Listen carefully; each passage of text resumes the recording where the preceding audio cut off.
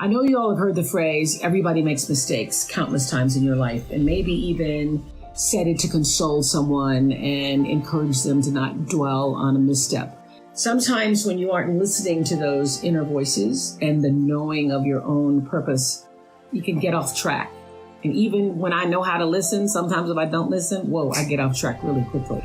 Life is like a wave, and you ride it through the ups and downs, the steady times, and then you anchor yourself in the storms. A mistake is a life experience designed to move you in a different direction. And a mistake might be more important to your supreme destiny than even a triumph. Know that your life is way bigger than any one experience. So when those mistakes happen, you use them to guide you to the next right move. Learn from it. Ask, what is this here to teach me? And then let it go. Life will give you whatever experience is most helpful for the evolution of your consciousness. And how do you know this is the experience you need? Because this is the experience you are having at this moment. 2020 Vision Tour. I met this reporter in Miami.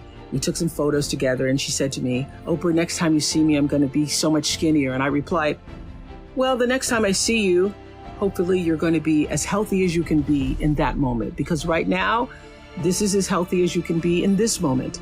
And the next time you'll be as healthy as you can be in that moment.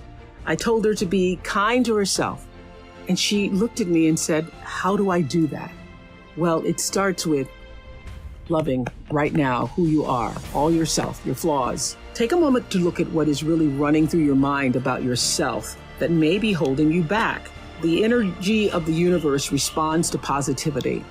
And so if you're telling yourself you're not slim enough, you're not good enough, when that negative chatter starts in your head, stops, lean away from it. And you let those thoughts of not being enough seep in, you can't really act out the best of yourself. The power of staying present. I believe that when you're fully present, that's when you're actually fully alive. When you need to focus on what to do or what to do next, the focus is just that. The now becomes your everything. That it's one of the most impactful spiritual practices, knowing the power of now. Living integrity means living in a way that honors your truest self. It's doing the thing that you know you're supposed to do. Only you know what that feels like for you. Everything we've covered in the past several weeks. Examine any moments when your head saying one thing and your spirit is saying another.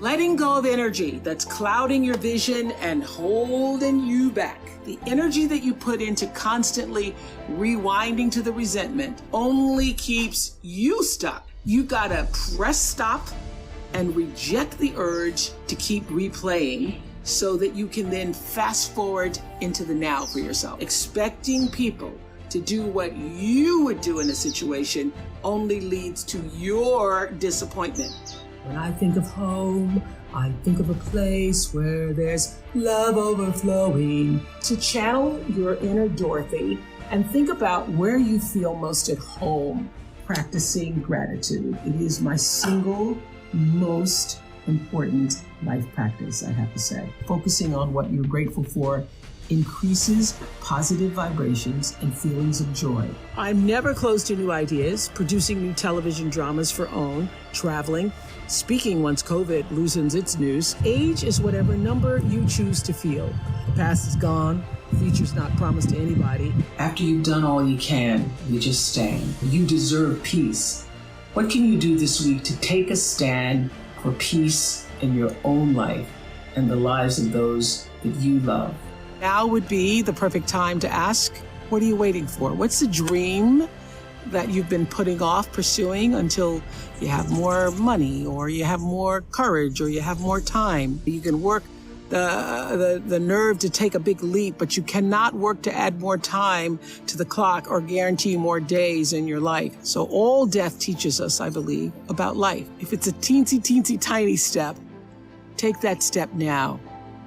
Don't wait. Your legacy is every life you've touched. Your legacy is every life that you've touched. And we like to think of it. I know you have done amazing things with your philanthropy. Internal strength and internal courage it takes to say, no, I will not let you treat me this way, is what success is all about. You are worthy to say no. that it's okay if you say no. It's okay if you say no and then people don't like you.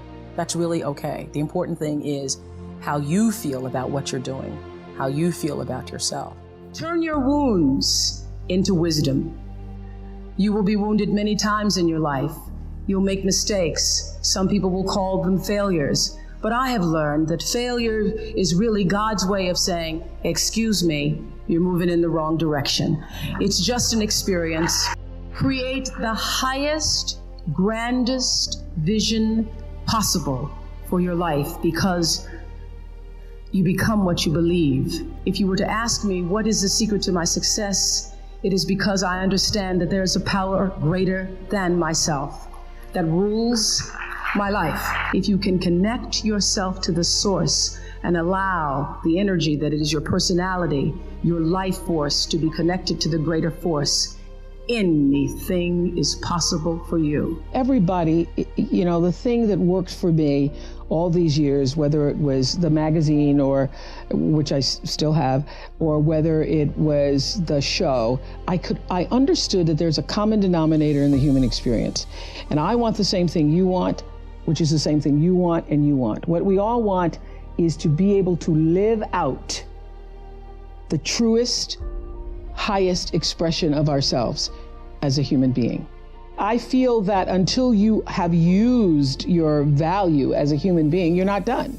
We have to make the choice every single day to channel our own inner Jacindas, to exemplify the truth and the respect and the grace that we actually wish for the world. We need to tell it, as we're doing at this conference. We need to write it. We need to sing it. We need to proclaim it. We need to be it. We need to be the truth.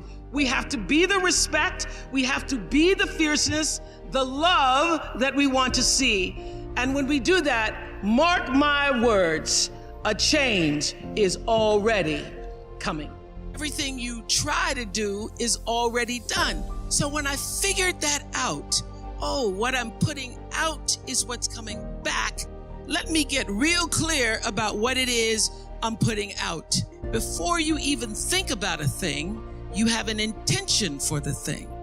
And that the intention is going to determine the outcome. The intention with which you give, the intention with which you serve determines the outcome. So when I figured that out, I went, whoa!